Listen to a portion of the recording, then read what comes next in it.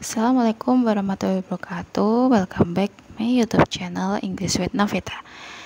So, di video kali ini kita akan belajar tentang descriptive text. Ya, apa sih itu descriptive text?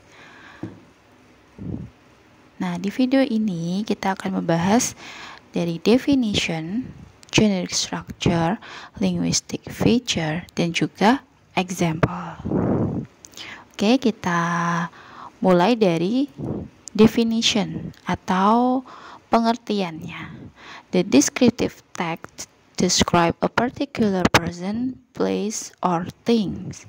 Ya, jadi yang dimaksud dengan descriptive text adalah teks yang mendeskripsikan orang, tempat, ataupun benda maupun hewan secara khusus. Jadi biasanya ditandai dengan my idol. Contohnya my idol V, atau Prambanan Temple, or my favorite cat. Nah, kita mendeskripsikan sesuatu secara khusus, baik itu seseorang, tempat, benda, ataupun hewan, ya. Oke, itu adalah definisi dari descriptive text. Lalu kita lihat ke generic structure.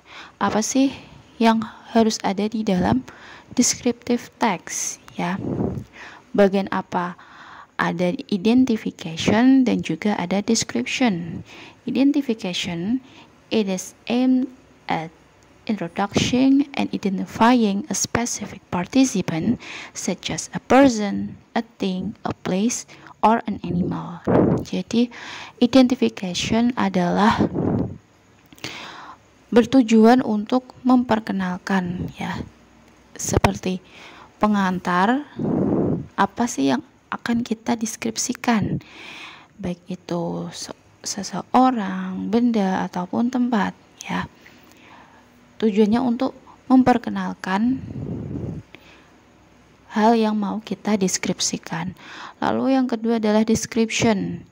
It describes that participant from its characteristics, appearances, personality, and habits or qualities. Nah, description di sini berisi tentang pendeskripsian apa yang kita deskripsikan, baik itu karakteristiknya, personality-nya, kebiasaan, ataupun juga kualitasnya. Lalu ada language feature atau ciri kebahasaannya.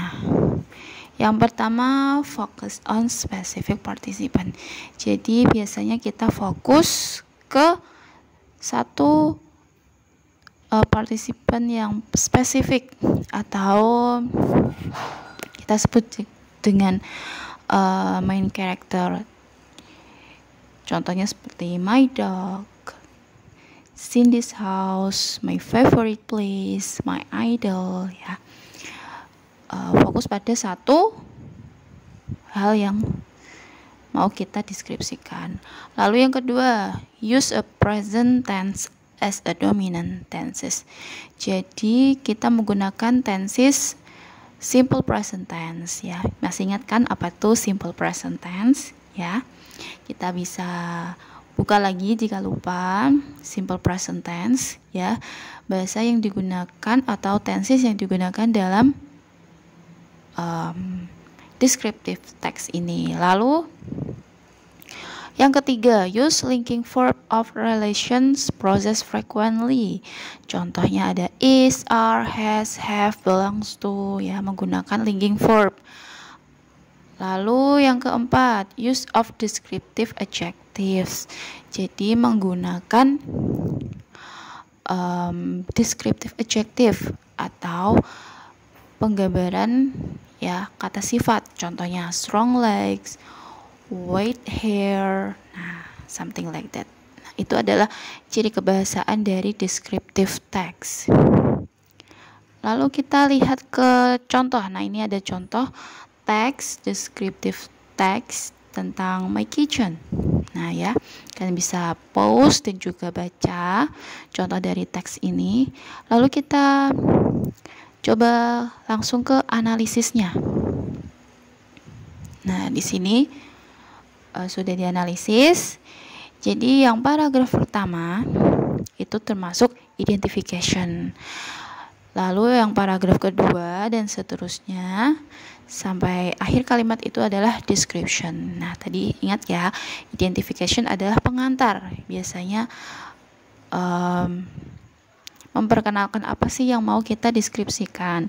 Lalu yang bagian description adalah inti atau hal-hal yang mau kita deskripsikan ya. Penjabarannya ada di description.